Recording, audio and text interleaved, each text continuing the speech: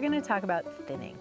And thinning is a really hard part of gardening for a lot of people, because basically you're taking all these baby plants that you planted and you are killing some of them so that the others might thrive. And that's really hard for a lot of people to do, but it will do a lot to help your plant bigger. So thinning is only applicable for plants that are direct sown versus plants that are transplanted. So tomatoes, I always start in trays and then pot up, and then I transplant them out into my garden, and I just put that transplant exactly where I want it to grow. I'm not then planting out my tomatoes and then thinning them. I put my tomato or my onion or whatever right where I want it to grow, and then it grows. Whereas if you are direct sowing plants, which I always direct sow my beets, my peas, my beans, my daikon, my parsnips, any sort of root crop, my cilantro, the list goes on and on and on. And you can find out more about what you should direct seed and what you should transplant in the how to plant a seed and get it to grow foundational video. So I'll leave that to that. But anyway, there's a lot of plants that you're going to direct seed.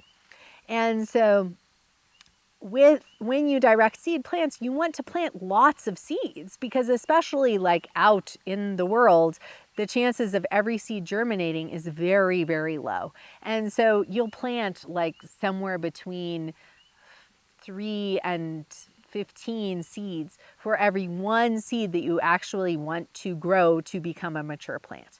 And that's because all sorts of things can happen to seedlings. Like they could, the seed could just be sterile and not germinate, for one. Another could be that the seed gets moist and then it dries out before it's able to germinate.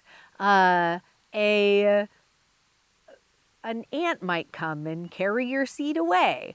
A slug might come and eat the seedling when it's very, very little. A rabbit might come and eat your little baby tiny, tiny carrot plants.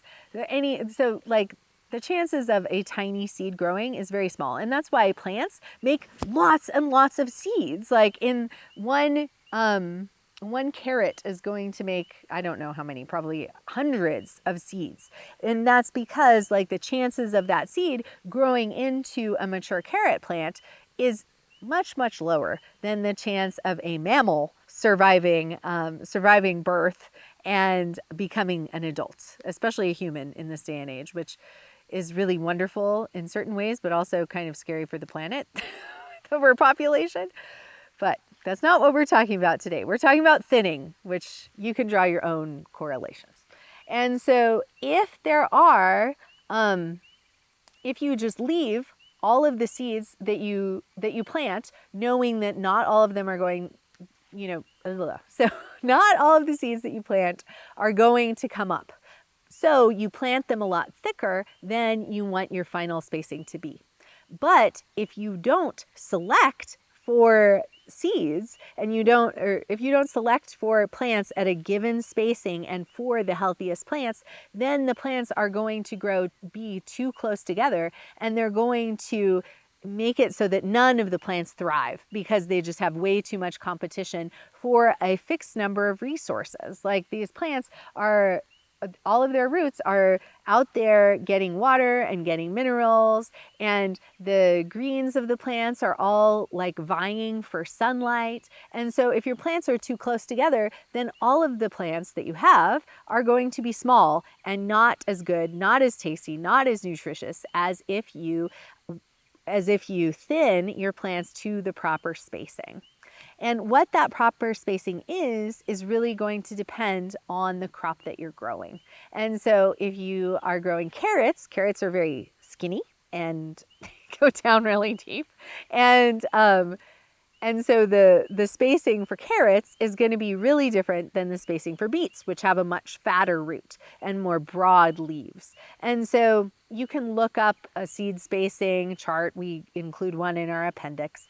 Also we talk about how, like the distance with your initial thinning, because usually you do thinning in a couple rounds. You do an initial thinning when you first get seed leaves, or excuse me, when you first get true leaves. So the plant will first put off seed leaves and then true leaves sprout from there. So you're going to do a thinning when you have the first true leaves, and then you're going to do a second thinning once the plant is pretty guaranteed to live, and that's going to be your final thinning.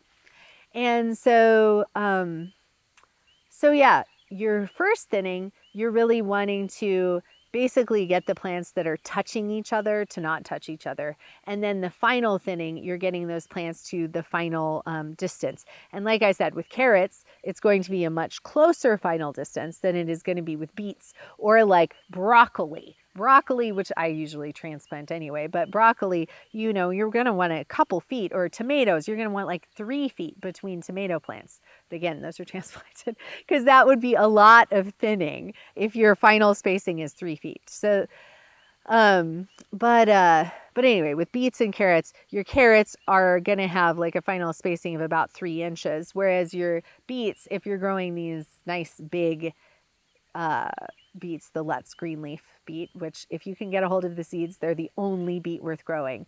They're going to have a much wider spacing. Like I vary, but somewhere between like 5 and 7 inches is kind of what I like for that spacing. So thinning, totally necessary. You are going to have to really put on some like brave, courageous, and somewhat ruthless like clothes, hats, in order to be able to accomplish your goal. And your goal is going to be to select for plants that are the healthiest, to select for plants that are in the right place, and to have a final spacing that in the big picture, not necessarily between each plant, but in the big picture has an average that's about the spacing that you're going for. So welcome to the world of thinning.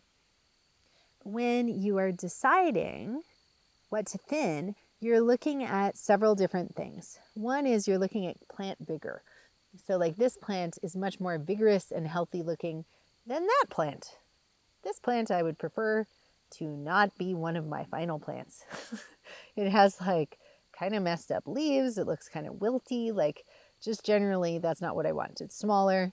This, look at this healthy looking, relatively healthy looking peat. So plant vigor is a huge thing that you're looking at. You're also looking at spacing. So if there's one plant that's right near a big gap, you want to keep the plant that's near the gap. And then you're going to be looking at your spacing. So like your spacing is going to be totally different depending on which plants you're thinning. With these beets, we're looking at like 5 to 7 inches. So, you know, here, this one is obviously very nice. Working my way this way, this one's totally going to go. This one, it doesn't look so great, but that's kind of the spacing that I want. I want spacing of something between 5 and 7 inches. These guys, this one actually looks pretty healthy. So we're going to take out this. We're going to take out that. They're a little further than I'd ideally like, but I've eliminated the plants that I don't like the look of. So it's really the vigor of the plants, the proper spacing, and leaving plants next to the gaps in the row. So now we come to the final thinning. It's very exciting. And so here we have a bunch of beets, and they are ready for their final thinning. They're looking really healthy and beautiful. And I mean, there's a few little bits of insect damage because I really choose to not spray, even organic sprays. And yeah, so I'm thinking that all of these plants are going to survive. And that's basically when you know that you're ready to do your final thinning, is when you're like, okay, these are like reasonable sized plants, like no slug is going to come by and totally decimate them. And so when the first thing that I do when I go to thin is I either look at a seed spacing chart and then decide what the final spacing should be, or and this is honestly what I usually do in the garden just because I've done it long enough, I visualize the size of the final vegetable, which in this case, these Let's Greenleaf beets are going to get quite large. Or this is how I'm envisioning them anyway. We'll see. I mean, every year is different, but you know, 4 or 5 inches in diameter is not rare. And so I picture that finished root. And then once I know the size of the finished root, then I'm going to increase that a little bit, and that's going to be the final spacing that I'm going to use on these vegetables. Now, if you leave the final spacing too close, you're going to have competition and you're going to have smaller roots in this case, because we're trying to grow roots of these beets. And in the case of like spinach or something, you're going to have smaller leaves. You're also going to trigger the plant by basically telling them that there's a lot of competition, so they should just go ahead and go to seed.